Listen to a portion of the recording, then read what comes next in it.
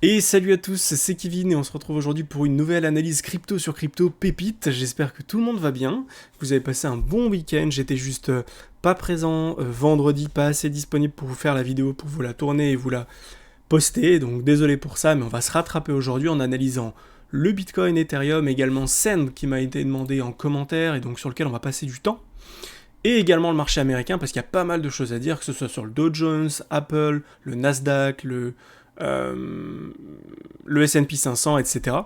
Mais avant toute chose, n'hésitez vraiment pas à vous abonner, parce qu'on a dépassé les 50 abonnés, donc je vais faire le tirage au sort pour savoir qui a gagné les 50 euros de Bitcoin. Et dès qu'on arrive à 100 abonnés, je referai un autre tirage au sort, donc ça arrive vite. Abonnez-vous, likez la vidéo, activez la cloche pour rien rater, et pour pourquoi pas être tiré au sort pour le prochain tirage. Allez, on est parti tout de suite pour le prochain tirage. Donc le gagnant, je vais le tirer au sort ici, il va s'afficher juste ici. Et donc le grand vainqueur est Tonight. C'est donc Tonight qui remporte Tonight, donc ça doit être un pseudo, je suppose. Donc qui remporte les 50 euros de Bitcoin. Donc du coup, ce que je te conseille, c'est de mettre en commentaire juste un message pour me montrer que tu es là. Et je t'enverrai un message directement en privé. Tu me laisses voilà une adresse mail et puis je t'enverrai un mail directement pour qu'on puisse échanger directement et que je puisse t'envoyer les 50 euros de Bitcoin. Voilà, écoute, super, bien joué à toi, bravo. Et on est parti tout de suite pour l'analyse du Bitcoin. Alors, qu'est-ce qu'on peut voir aujourd'hui Bitcoin, donc là je suis sur le CME, donc le Chicago Mercantile Exchange, donc ça c'est la bourse américaine, hein, voilà, bourse de Chicago, sur lesquels on va avoir des gaps, etc. Donc pour ceux qui ne savent pas vraiment de quoi je parle ici, je vais vous expliquer, c'est très simple. En fait, ce qui se passe, c'est que donc le CME, donc Chicago Mercantile Exchange, c'est la bourse américaine, la bourse de Chicago, sur lequel le marché américain va pouvoir investir, va pouvoir trader sur le Bitcoin du lundi au vendredi. Et donc le samedi, dimanche, il ne se passe rien. C'est ce qui crée du coup des gaps sur ce marché. Pourquoi ? Parce que typiquement ici, quand on clôture la journée le vendredi à cet endroit-là, et en fait, le samedi-dimanche, il devrait y avoir deux bougies, sauf que sur le Chicago Mercantile Exchange, il n'y a pas samedi-dimanche. Du coup, quand samedi-dimanche, ça augmente, par exemple, le marché va monter, du coup, on va ouvrir ici. On va ouvrir à cet endroit-là le lundi, puisqu'en fait, on a la différence entre le vendredi quand on a fermé le marché, et le lundi quand on rouvre le marché, au prix qui est sur le spot. Du coup, ce qui va se passer, c'est qu'on va avoir un gap ici, et les gaps sont comblés à 70-80% du temps. Quand ils ne sont pas comblés, on va appeler ça un gap de rupture, ce qui va faire, du coup, si le gap n'est pas comblé, on va partir fortement à la hausse, donc c'est ce qui nous annonce un bon rallye. Par exemple, pour vous donner une indication, ici on a un gap, donc ici on a eu un gap, on a fait cette journée-là, il y avait de grandes chances derrière de revenir ici pour combler le gap, faire quelque chose comme ça, et pourquoi pas derrière partir. Ce qui s'est passé, c'est qu'on a eu une grosse tendance haussière ici, du coup, on a eu un gap de rupture, on n'est jamais revenu le combler, et on a fait que monter. Ce qui peut en fait rendre beaucoup de gens très dégoûtés, parce qu'ils se disent, ok, il y a un gap, on va attendre qu'il revienne, ils voient le cours se rapprocher, ils attendent, finalement on remonte, ici on redescend, ils attendent le gap, et en fait on n'y vient jamais. A l'inverse, on peut avoir des gaps que l'on va combler, comme par exemple, non, ce gap-là, non. Comme par exemple, qu'est-ce qu'on peut avoir ? Par exemple, ce gap. Le gap ici, bon, c'est un gap baissier. On a le cours ici qui a clôturé ici, donc on va dire qui a fait une mèche à cet endroit-là, le vendredi. Samedi, dimanche, le cours a encore baissé, mais sur Chicago Mercantile Exchange, il n'y avait rien. Et finalement, le lundi, ça a continué de baisser, donc on n'est pas revenu directement. On a fait ça, mais finalement ici, on est revenu combler ce gap. Et des fois, ça se joue au dollar près. Vous voyez qu'ici, on ne l'a pas comblé complètement, puisque ça s'est clôturé ici, donc un peu au-dessus. Mais on est quasiment venu combler l'intégralité du gap ici, avant de continuer à partir vers la baisse. Et ce que l'on peut voir ici, c'est qu'on a un gros gap qui n'a jamais été retesté juste là. Par exemple, ici, on en a un beau, celui que je vous présentais, ce gap ici. Je vais vous tirer un trait, vous allez voir, c'est assez impressionnant. Donc le gap ici, on peut voir qu'on est venu le combler, pratiquement au dollar près. C'est-à-dire que si ici, on a un gap, vous l'avez identifié, le cours monte, vous prenez une position, peu importe. Mais vous vous dites, le jour où on revient sur cette ligne, il y a de grandes chances qu'on vienne juste combler le gap et repartir. Du coup, ça peut vous permettre de prendre une position plus agressive avec un fort levier, un levier, peu importe, x10, x20, x30, x50, x100, enfin voilà. Sur une position pas trop élevée par rapport à votre portefeuille, vous positionnez ici, un stop juste en dessous, ou bien vous acceptez d'être liquidé sur votre position, par exemple, c'est une petite position. Et du coup, si jamais vous êtes liquidé, vous perdez, imaginons que vous investissez 100 € ici, en levier x100, à chaque fois que vous faites plus 1%, vous allez gagner 100 €.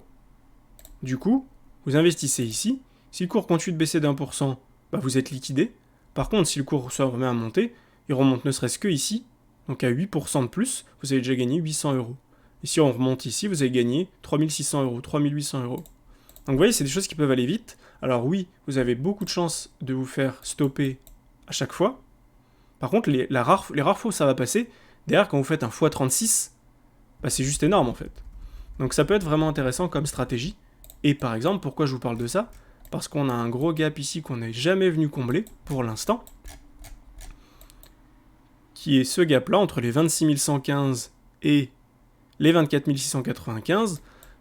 Donc on pourrait ici imaginer à cet endroit-là 24 605, pourquoi pas poser un ordre à 24 605 si jamais on vient tout pile ici avec un levier x20, x30, x40, x50. Si on vient un peu en dessous, on est liquidé, on l'accepte. Si par exemple le cours vient ici, que vous êtes en x100, vous êtes liquidé. Si le cours vient ici, que vous êtes en x50, vous êtes liquidé. Par contre, si jamais c'est pas le cas et qu'on repart en hausse derrière, ça peut être hyper intéressant. Donc sur une petite position, c'est pas un conseil que je vous donne, mais c'est une possibilité, c'est une technique qui existe. Ok, maintenant qu'on a dit ça, on va zoomer, on va regarder ce qui se passe. Donc on a refait un plus bas aujourd'hui à court terme, mais on voit que finalement, en fait on est toujours dans ce canal. On est toujours dans ce canal qui fait des plus hauts de plus en plus haut, et des plus bas de plus en plus haut. Des plus bas, plus bas, plus bas, de plus en plus haut, et des plus hauts ici, de plus en plus haut également. Donc, faut pas non plus sonner l'alarme, faut pas pleurer quoi, mais il se passe quand même quelque chose d'intéressant, et je vais revenir sur le Bitcoin classique pour vous montrer parce que je l'ai déjà tracé.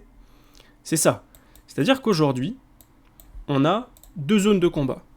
On a la zone entre les 41 600 et les 39 247. Tant qu'on ne clôture pas, et c'est ça qui est important en daily, donc en journalier, tant qu'on ne clôture pas en dessous de ce point, on peut très bien continuer de ranger ici. A l'inverse, tant qu'on ne clôture pas au-dessus de ce point, c'est exactement la même chose. On l'a vu ici par exemple. Le 18 avril, tout le monde était en mode « Ok, c'est bon, c'est mort, on a cassé le plus bas ici, c'est terminé, on va partir en bas. » Tout le monde a shorté en espérant qu'on aille plus bas. Qu'est-ce qui s'est passé? Rebond du cours juste ici. En plus, on a touché les 0,618. Je vous en avais parlé dans une précédente vidéo. Sur tout ce mouvement ici, on avait les 0,618 juste là et 0,786 ici. Donc 0,618 juste ici. Donc on avait encore plus de chances de rebondir. Ce qui s'est passé, on a rebondi, on a clôturé la journée au-dessus donc de ce point. Derrière, on est parti en haut. Pareil en haut.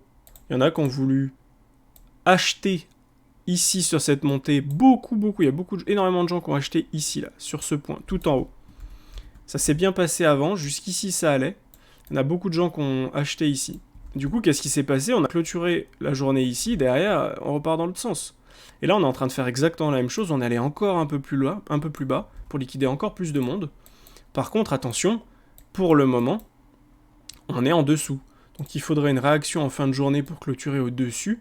Si on clôture au-dessous, effectivement, on pourrait avoir une continuation baissière. Je sais pas trop... Bah, typiquement, on pourrait tracer ça, par exemple. Quelque chose comme ça. Ce qui pourrait nous ramener vers les 33 800 $. Et c'est quelque chose qui est complètement possible. Pourquoi? Parce que ça pourrait nous faire une grosse mèche ici, finalement revenir clôturer dans ce canal, conserver le canal, et au final faire faire des clôtures toujours plus hautes. C'est quelque chose qui est possible. Donc à voir, pour l'instant c'est pas terminé. Tant qu'on ne clôture pas en dessous, pas d'affolement. En plus c'est les 0,68, 0,78,6, donc on attend. Troisième chose, on a le cours, si on continue comme ça, qui fait un plus bas ici. Pourtant, sur la MACD, on fait un plus haut. Donc on a une divergence en daily, pas confirmée encore parce qu'on n'a pas recross en vert. Mais si ça se confirme, alors ça voudra dire qu'on pourrait très bien poser un double bottom divergé, comme celui-là. Et d'ailleurs, on peut voir qu'on a eu une divergence très légère, mais ici. Pourquoi? Parce qu'on avait donc notre plus bas en clôture qui était ici. On peut voir que la bougie du 23 avril, on l'a clôturée en dessous, bougie du 24 avril en dessous également.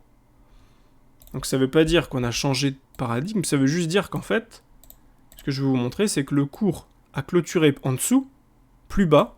Sur la MACD, on était plus haut. Donc perte de force des vendeurs, ce qui veut dire que si on recrosse bullish, ici, on pourrait avoir une accélération dans l'autre sens, avant de potentiellement pouvoir retravailler la charte.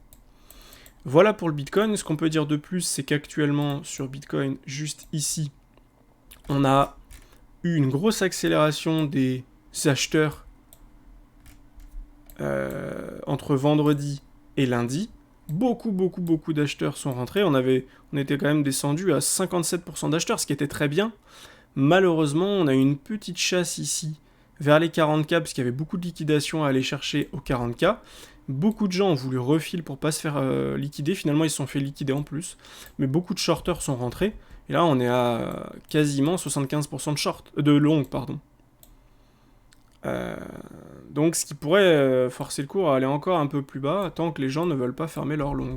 Maintenant, on peut très bien aussi remonter. Et en remontant, les gens referment leur long et reouvrent des shorts pour équilibrer leur position, pour faire en sorte que quand ça baisse, ils remontent leur long pour pas se faire liquider. Quand le cours remonte, ils commencent à refermer leur long parce qu'ils commencent à reprendre leur profit, en tout cas à réduire les pertes qu'ils avaient. Rien de plus à dire pour ça. Ethereum, c'est quasiment la même chose. Il y a une chose qui change tout de même pour ETH, c'est qu'on a déjà cassé ici notre zone de combat entre cette zone et cette zone. Typiquement, on avait les 0.38.2 et c'est pour ça que je vous dis tout le temps de prendre des profits sur les 0.38.2. On n'est pas obligé d'aller dans les 0.61.8, 0.78.6. Même si beaucoup de longs s'étaient fermés, il y avait de grandes chances d'aller ici. Malheureusement, ça n'a pas été le cas en grande cause parce que le marché américain s'est fait défoncer la gueule vendredi. Mais du coup, ici, on a clôturé en dessous le 23, le 24. Et ici, on est quand même en phase de clôturer également en dessous le 25. Donc, on pourra avoir quelque chose comme ceci sur Ethereum. On regarde ensemble. Hop, quelque chose comme ceci. AB égale CD, on pourrait terminer vers les 2550. Ou bien, si jamais on va un peu plus profondément, on pourrait avoir quelque chose comme ça vers les 2490. Mais encore une fois, on peut très bien venir par ici, clôturer au-dessus, et tant qu'on reste dans ce grand canal, on est toujours sur quelque chose d'haussier. Voilà, rien de plus à dire sur Ethereum. Maintenant, on va passer rapidement sur le S&P 500, qui est encore en train de se faire défoncer d'ailleurs. On avait identifié ici à court terme une zone potentielle de rebond. Ici, entre les 0.61.8, 0.78.6, voire les 0.85.4, juste là, qu'on va pouvoir également... Hop, voilà, juste ici, qu'on va pouvoir également... afficher. Pour l'instant, il n'en est rien, aucun rebond, rien du tout. Sur le Nasdaq, on est un petit peu moins dans le mal, mais quand même. On peut voir qu'ici, on a les bottoms qui ne sont vraiment plus très loin. Potentiellement, ici on a encore 2 petits pourcents à aller chercher en bas pour avoir typiquement quelque chose qui pourrait casser. Si ça casse honnêtement, si ça casse qu'on vient s'installer ici, il y a de grandes chances d'aller beaucoup plus bas. Pourquoi? Parce qu'on pourrait tracer quelque chose comme ça. Juste ici déjà 3900. Donc là c'est quelque chose qui est possible.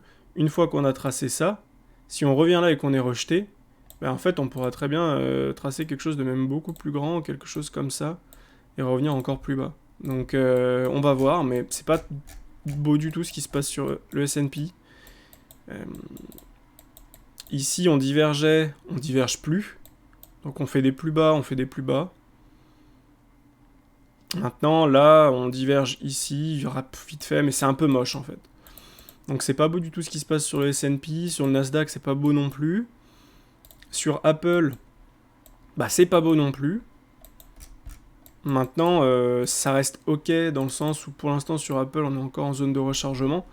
Mais là on voit que le plus gros problème c'est, voilà, pareil ici, c'est nul quoi. On a que des trucs vraiment vraiment pourris. Une petite zone de rechargement ici, mais... En fait, ce qui peut faire peur ici, globalement jusqu'ici, en fait, on peut l'élargir un peu, ça m'évite de faire deux rectangles. Ce qui nous pose problème ici, bah, c'est tout simplement que sur les S&P, c'est déjà en train de lâcher, en fait. Donc bon, ça clôture dans 4 heures.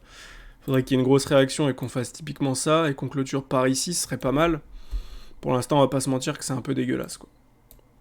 C'est un peu dégueu, il n'y a pas grand-chose... Donc c'est plutôt bear maintenant sur le marché américain. On a beaucoup d'annonces cette semaine qui vont se faire, donc peut-être que le marché est en train de les pricer et que quand ça va être annoncé, on va pouvoir poser quelque chose comme ça et repartir. Pour l'instant, c'est pas d'actualité, on va pas se mentir. Et tant que le marché est comme ça, sur les alts, on risque de souffrir et donc de devoir être patient tout simplement. Maintenant, on va passer sur le Send. Alors, Send hyper intéressant. Pourquoi c'est hyper intéressant? Alors, il y a des choses positives, des choses négatives. Les choses négatives, on va commencer par le négatif. Le négatif, c'est que le cours a déjà énormément monté.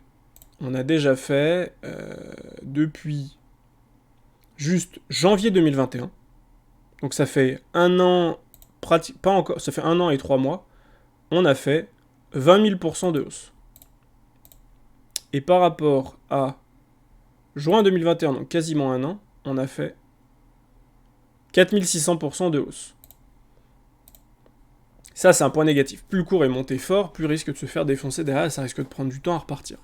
Maintenant, deuxième point négatif, l'offre en circulation sur le Send, elle est de 39%. 39% de jetons en circulation. Ce qui veut dire que si il y a une dilution importante qui est faite sur le token, si d'un coup ils mettent plein de tokens en circulation, bah en fait, ce qui va se passer, c'est que le market cap va augmenter grandement, mais le prix, lui, va chuter. Parce qu'il y aura de plus en plus de jetons en circulation, donc plus il y a d'offres, et plus le prix va baisser, ou en tout cas ne pas augmenter. Donc réduire la vitesse d'augmentation. Maintenant, on peut voir qu'actuellement, il n'y a pas du tout pour l'instant de décorrélation entre le prix qui est fait ici 4 plus bas, et le market cap qui fait 4 plus bas. Et avant ça, on avait des plus hauts sur le market cap, des plus hauts sur le cours, aucun problème.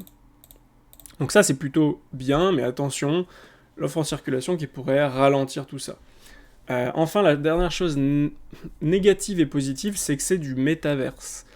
Alors, métaverse, c'est super, on en a entendu parler, c'est génial. Par contre, quand on en a entendu parler et que ça a fait le buzz, c'était le moment où, du coup, il fallait pas en acheter.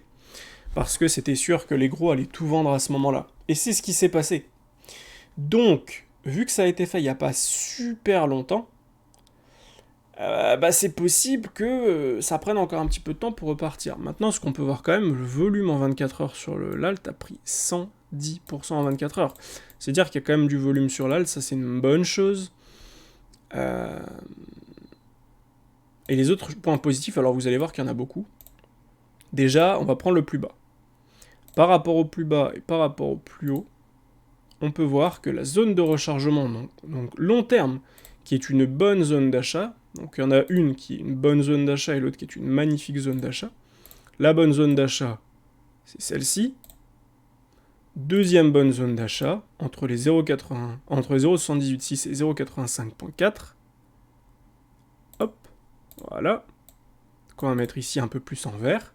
Donc là, c'est des super zones d'achat. On peut voir que pour l'instant, on est vraiment en plein dedans. Et en plus de ça, qu'est-ce qu'on est en train de voir? Donc là, je suis en weekly. On peut voir en weekly qu'on a une divergence qui est en train de se mettre en place, des points de plus en plus bas. Des points de plus en plus bas, et la MACD qui est de plus en plus haute. Mais attention, on a encore la place de revenir faire ça de refaire des points bien bas, le cours s'enfonce, avant de poser un bottom. Autre point positif, en tout cas positif pour aujourd'hui, c'est quand on prend la mèche la plus basse ici, on peut voir qu'à chaque fois ça rebondit. Ça rebondit là, et globalement dans cette zone en fait. Si on se met un petit rectangle, ici on va le mettre en orange, tac, opacité, voilà. Qu'est-ce qu'on peut voir? C'est que quand on vient dans cette zone, tout est racheté ici. Tout est racheté, tout est racheté.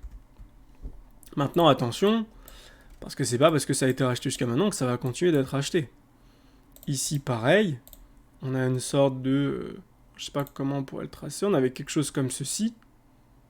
Voilà. On l'a cassé. Derrière, on s'installe derrière, mais ici, ce qu'on veut voir, c'est un W. Pour l'instant, on n'a pas de W. Pour l'instant, pas de W affiché en weekly. On a juste un point bas, un point qui remonte, un point plus bas. Donc tant qu'on n'a pas ça, cassure franche avec du volume ici, derrière un pullback, du volume à nouveau, et on est parti, c'est pas terrible. Maintenant, ça reste un bon point d'achat à long terme, mais je vous conseille, enfin si je devais vous conseiller, je le fais pas, c'est pas un conseil en investissement, mais en tout cas, si j'étais à votre place, je n'achèterais pas en levier sur Send, parce que ça peut être très volatile et on peut se taper ici, vous voyez, moins 50% ici. Donc attention. Attention sur Send, maintenant en spot, c'est un super investissement maintenant, parce que vous pouvez acheter un peu maintenant, vous achetez un peu dans 2-3 semaines, vous achetez encore dans un mois, si on est ici, si on est là, si on est ici, vous achetez un peu tout le temps en fait. Et Send, la prochaine fois que vous devriez prendre du profit, je vais vous retracer ça, vous allez voir, c'est pas compliqué. C'est dans cette zone. Alors, faut juste que je change ça du coup. En reverse. Ici, entre les 0,786 et les 0,618. Donc, dans cette zone, que vous aurez du profit à prendre. Pourquoi? Parce qu'on peut très bien faire grosse montée. On redescend. On remonte. Deuxième distribution, on redescend, on pose un bottom et plus tard on repartira. Donc ici, si vous achetez ici, typiquement, vous voyez, vous pouvez faire 100, 150%, voire même un peu plus. Et on peut d'ailleurs ne pas s'arrêter ici et aller faire un plus haut. En cas de plus haut, d'ailleurs, on pourrait très bien voir quelque chose comme ça en se disant, ok, ça a dû être notre première vague. Bon, on a eu une extension de fou furieux. Mais typiquement, on pourrait avoir quelque chose comme ça, en se disant qu'on va faire...